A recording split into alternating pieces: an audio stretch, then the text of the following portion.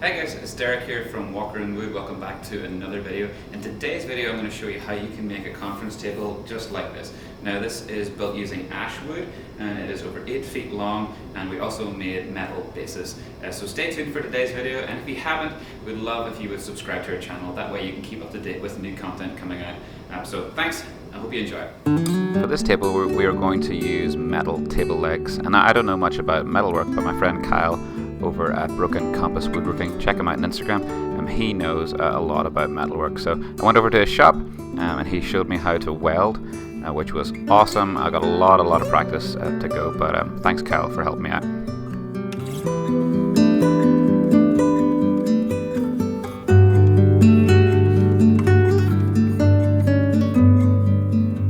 Once the legs were welded, I then brought them back to the shop and I ran them through a couple of grits of sandpaper just to clean them up a little bit before I was to put primer on them.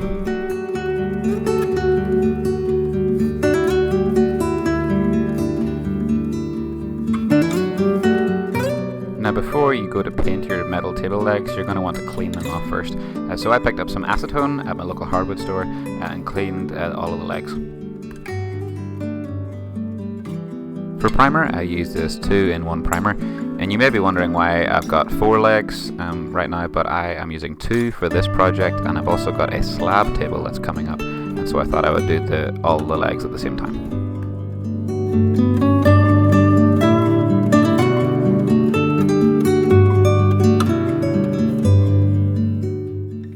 Next, I marked out the holes that were going to take the bolts.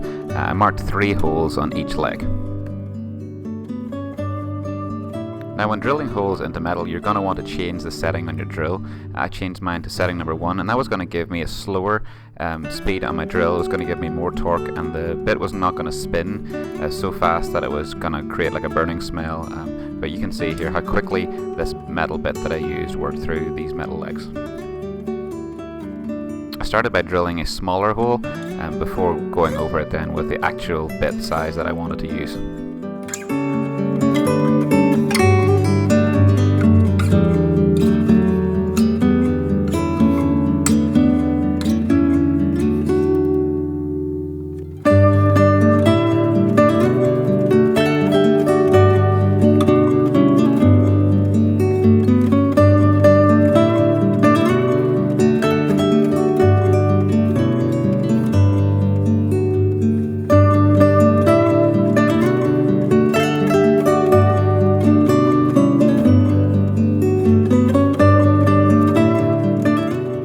Once the table legs were done, it was time to get some lumber. And I went over to my friend Corey at Dreammakers Wood. Check him out on Instagram if you haven't. And he's got an awesome setup with a brand new kiln at his shop. So I picked up some 8-quarter ash from him and some C-channel as well. Thanks, Corey. And then it was milling time. Lots of milling. I'll not bore you with that, but this jet joiner made light work of that as well. If you want to check out this jet joiner, I have got a video of that I will link in the description below, so go check that out if you're interested in one of those. Before starting this project, I also upgraded the head in the DeWalt 735 planer. I used the Helix helical head, and look at how good this finish was coming out. The ash really didn't need to be sanded, it was that smooth, so super impressed with the helical head upgrade in this planer.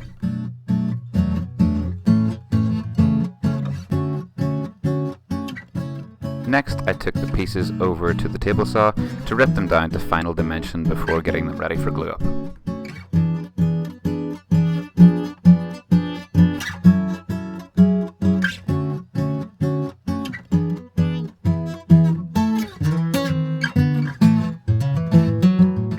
Once the boards were all ripped to size, I then took my T-square over and I marked out all of the places where I was going to put a domino. And then it was time for the domino. Can't tell you how useful this domino was for the glue up process. I put several dominoes down the sides of each board, which would help with 1, strength, but 2, obviously with the alignment of the boards during the gluing process, and that ended up with a super flat top.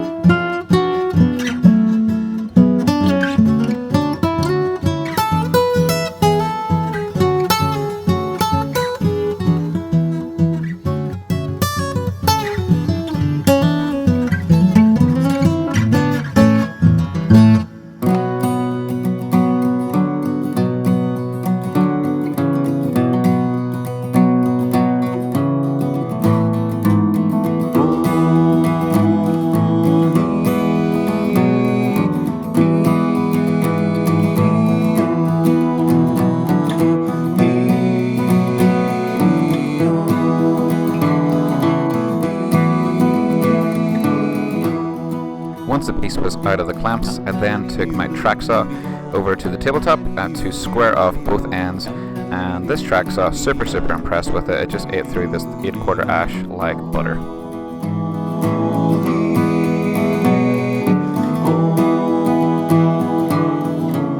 Now on to the part that every woodworker loves to talk about, the breadboard ends.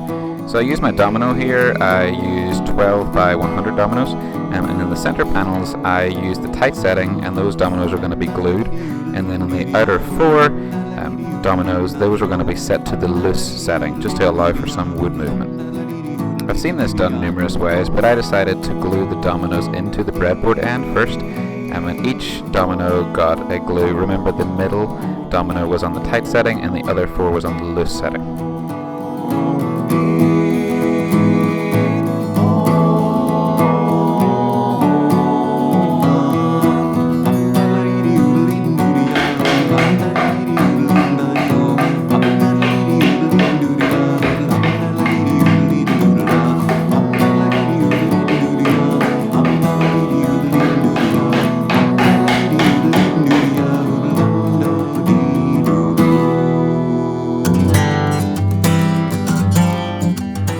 Then it was time to add the dowel pins.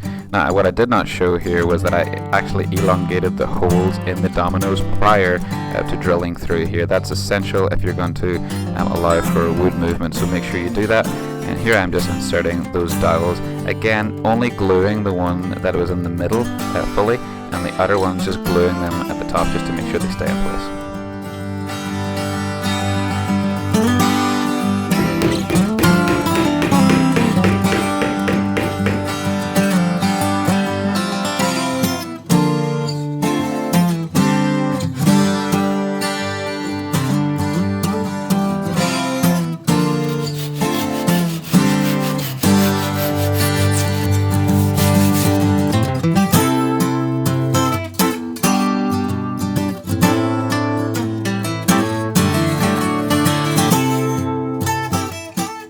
With the breadboard ends on, it was then time to take out the wood river number 5, and I just took down some of the high spots on the table here to get it as flat as possible.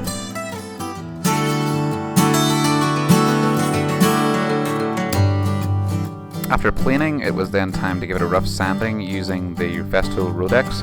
Super impressed with the sander. It's got 2 modes, aggressive and finishing, and here I'm just using the aggressive mode first just to clean up some of those hand planing parts and from the glue up as well before adding some C-channel. Now the C-channel, it wasn't necessary for this build, but I thought that it would add some strength to the project and also would help keep the table flat over time.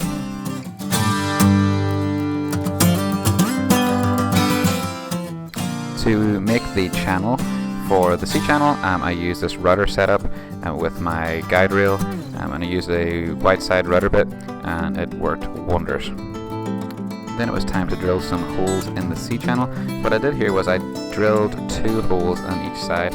I drilled the first one and then the second is right beside it, and I used my jigsaw with a metal bit to join those 2 together. To attach the C-channel, I was going to use threaded inserts from Rampa, and I put a piece of tape around the drill bit to show the depth, and then I countersunk the hole as well before adding the threaded insert. After the inserts were installed, it was then time to give this tabletop underside and topside a good sanding. I worked my way all the way up to 340 grit. Once sanded, it was essential that I gave this whole tabletop a coat of wood conditioner just to make sure that the stain, whenever I applied it, was going to go on evenly. So what you want to do is here, put on a generous coat and let it sit for about 5-10 minutes and then come back and wipe it off. To finish this piece, I used Minwax Golden Oak. I applied a generous coat and then just wiped off the excess, and it gave a beautiful, beautiful color.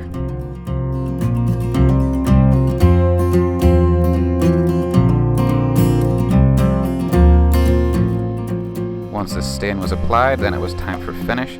And this is my brand new sprayer from Erlex. It's the 5500 model. I'm really impressed. This is the first time I actually got to use it, and I used a pre-cat lacquer. I put 2 coats on the bottom, and then I put 4 coats on the top, sanding with 2000 grit between coats.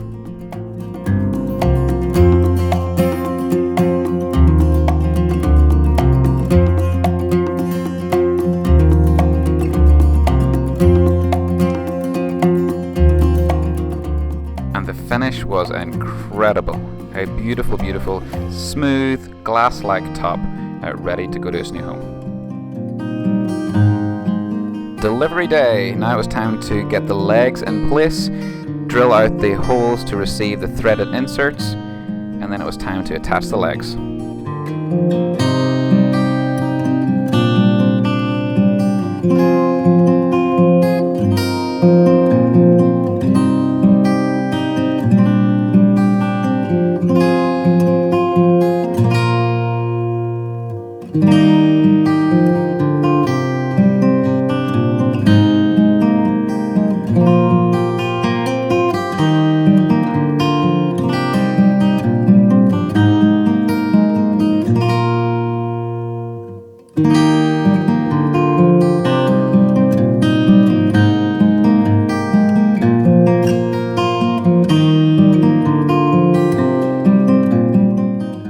And there you have it. The 8-foot long, 8-quarter thick ash conference table with metal legs is done and complete. Thank you so much for watching today. Hey, if you like this video, we'd really appreciate giving it a like. But again, thank you so much for watching this video. We hope you liked it.